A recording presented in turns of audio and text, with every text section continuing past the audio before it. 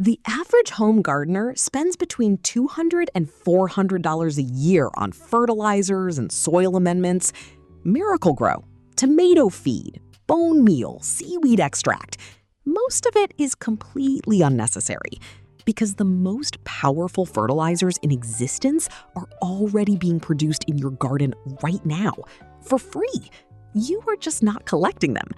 Stacey Murphy is going to show you exactly what your garden already makes and why 2 inches of compost per season replaces every bag you have ever bought. Worm castings, otherwise known as worm poop, the plants that grow from this mixture, they were 10 times less susceptible to pests and diseases in the field than the tomato plants that didn't have any worm poop in the seed starting mix. And the other thing that was interesting is in these tomato plants that they did this test, they saw better yields with the worm poop. This content was recorded at past Grow Your Own Vegetables events, where Stacey Murphy reveals the free fertility system that replaces every fertilizer you have ever bought. For more information, free resources, and gentle guidance, you can find us at growyourownvegetables.org. And to grow alongside other gardeners just like you, join our free community at gyov.org. So the most important thing to understand about soil, if you are a beginner, is that there are billions of microorganisms in a handful of healthy soil, and these are what ensure the health of your plants. Your soil is alive. So when your soil is dying, so are your plants. It's as simple as that. And the dying plants are more prone to diseases and pests. They come to eat that dying matter as well. So what do I use to ensure healthy plants as my number one line of defense? And I just showed you the slide. So what I do is 2 inches of compost every growing season. It's a critical part of my wellness plan.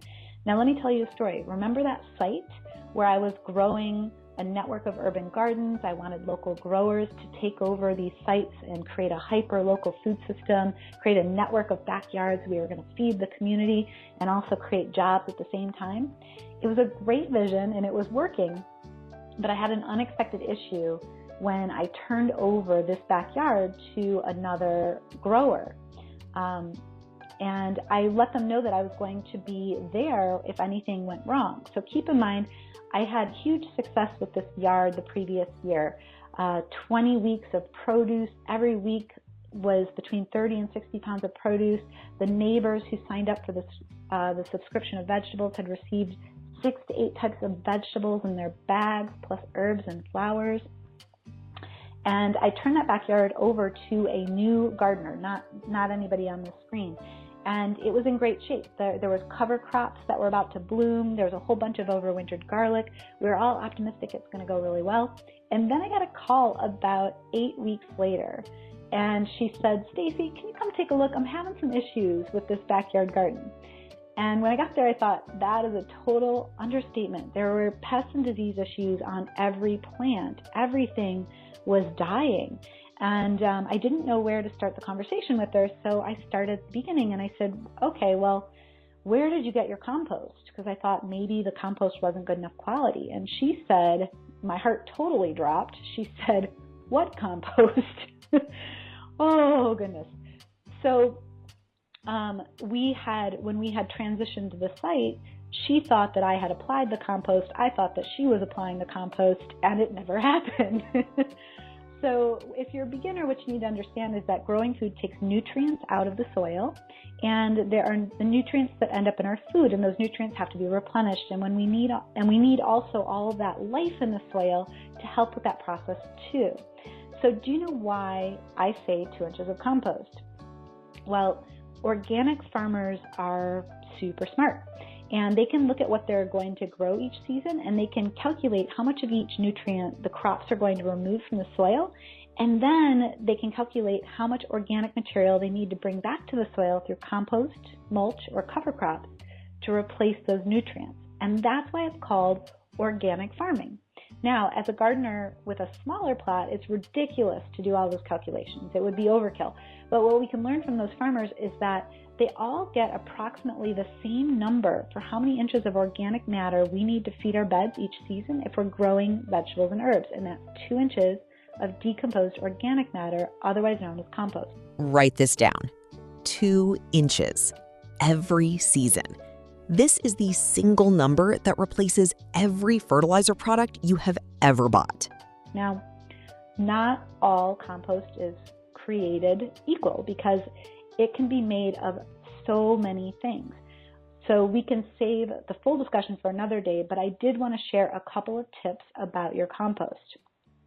All right, so I mentioned this is the number one line of defense. So you want to be adding 2 inches of compost at the start of each season.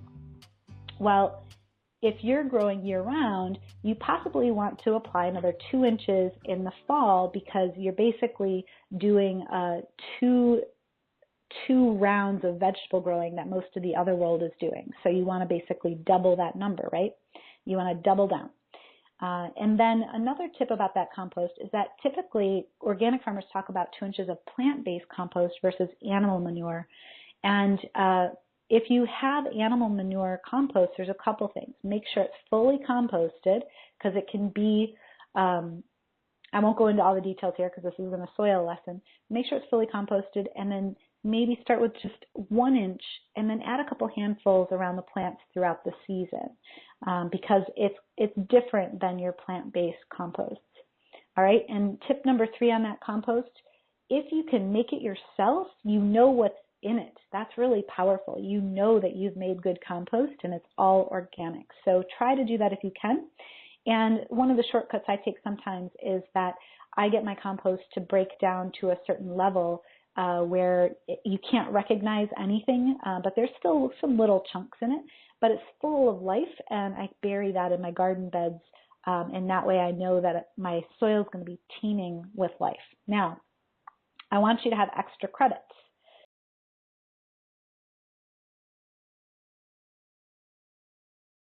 Because this is your health plan. This is huge. This tip, what I'm about to share, is huge. It changed the life of many people that I know. So if you're going for this extra credit, here's what you want to consider. And I'm going to tell you another story. Some organic farmers, they did studies to find out what effects worm poop had on the health of plants and specifically on starting seeds from scratch with the addition of worm poop. And what they found was that if you are starting your own seeds in trays, let's say, and you have some seed starting mix, if you replace up to 10% of the seed starting mix with worm castings, otherwise known as worm poop, the plants that grow from this mixture, they were 10 times less susceptible to pests and diseases in the field than the tomato plants that didn't have any worm poop in the seed starting mix. And the other thing that was interesting is in these tomato plants that they did this test, they saw better yields with the worm poop. So that's pretty powerful. So replace up to 10% of your seed starting mix with worm poop because it's full of beneficial bacteria, which is fabulous for building the biology that you want in your soil, the health plan of your soil. This is very, very important.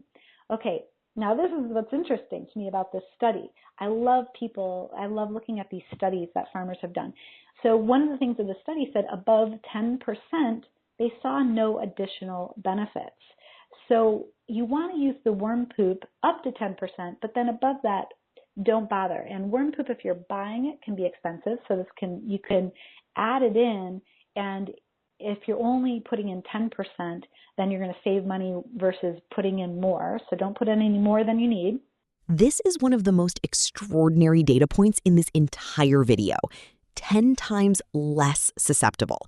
Not 10% less, 10 times less from 1 teaspoon of worm castings per small pot of seed starting mix.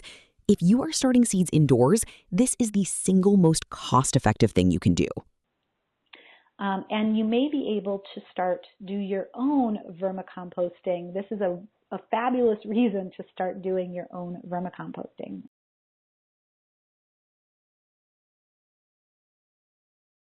Every weed you pull out of your garden and throw away is a missed opportunity because weeds extract specific nutrients from your soil, and what is present in the plant matter is exactly what the soil was lacking. When you chop them down and leave them in place, those nutrients go straight back. Stacey Murphy calls this chop and drop, and it costs nothing. So weeds are plants too, and you're going to decide if you want to cultivate them or not. And I'm going to tell you a little story here, and keep in mind with all of these pest diseases and weeds, there are some that are more tenacious than others. And so if you're somebody who's sitting back and saying, hey, yeah, this is all well and good, but man, this girl has never encountered this problem, just know that I understand that there's certain things like bindweed that are very tenacious. But for about 90% of the weeds, you are deciding if you want to cultivate them or not. And here's what I mean by that. So I'm going to tell you another story. Here's a photo of my first backyard garden 2 days before I planted all my seeds and seedlings. And I want to emphasize that point. This is 2 days before we planted all the crops. So notice anything strange? Yeah, those are all weeds, and some of them are about 8 feet tall. They were taller than I was.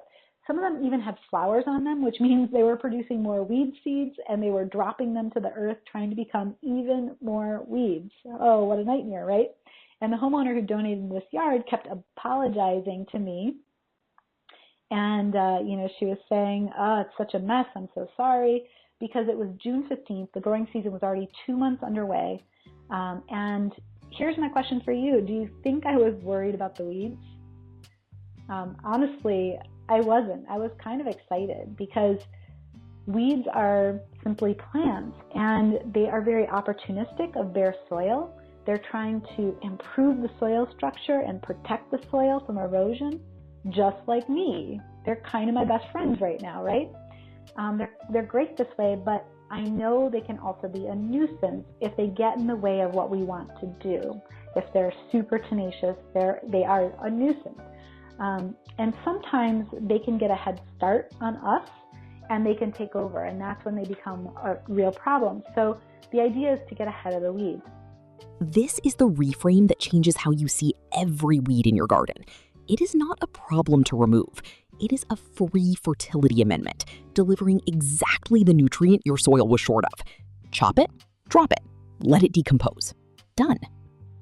So I wasn't that worried because I knew that if weeds could grow, so could my vegetables. And I knew I could outcompete these weeds. And indeed, just 2 days later, we had planted out the site. And in another 4 weeks, we were harvesting food weed-free. So I have to admit, I did something a bit extreme in this particular backyard.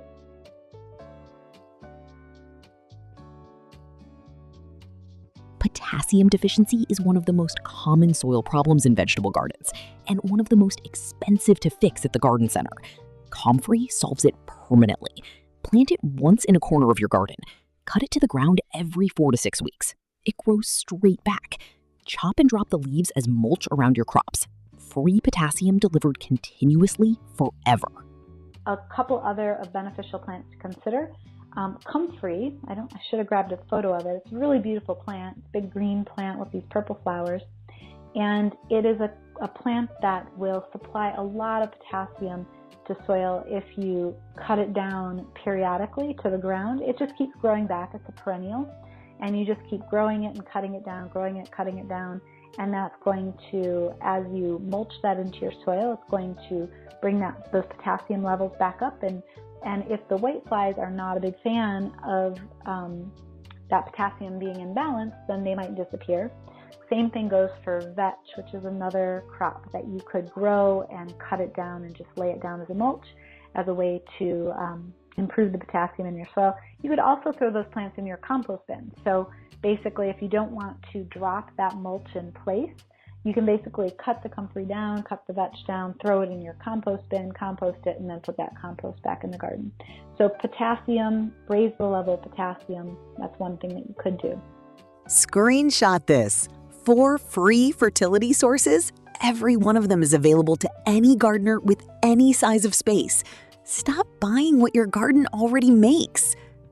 Think about where you were at the start of this video, buying bags of fertilizer, spending money on inputs your garden was already producing for free. Now, look at what you know.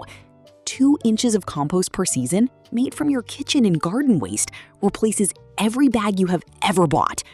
10% worm castings in your seed starting mix makes plants 10 times less susceptible to pests.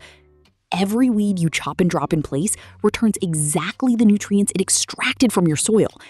And a single comfrey plant grown in the corner of your garden, chopped repeatedly throughout the season, delivers free potassium to your crops forever. You are not the gardener who buys fertilizer anymore. You are the one who makes the compost, who adds the worm castings, who chops and drops the weeds, who grows comfrey in the corner and cuts it every 6 weeks. If you want to keep learning from Stacey Murphy, there is a whole community of gardeners growing extraordinary food, completely free at growyourownvegetables.org. This Q&A was recorded at a past Grow Your Own Vegetables event, and what Stacey just shared with you took her years of growing, failing, and figuring out to discover. Now imagine sitting down with 15 experts, exactly like her.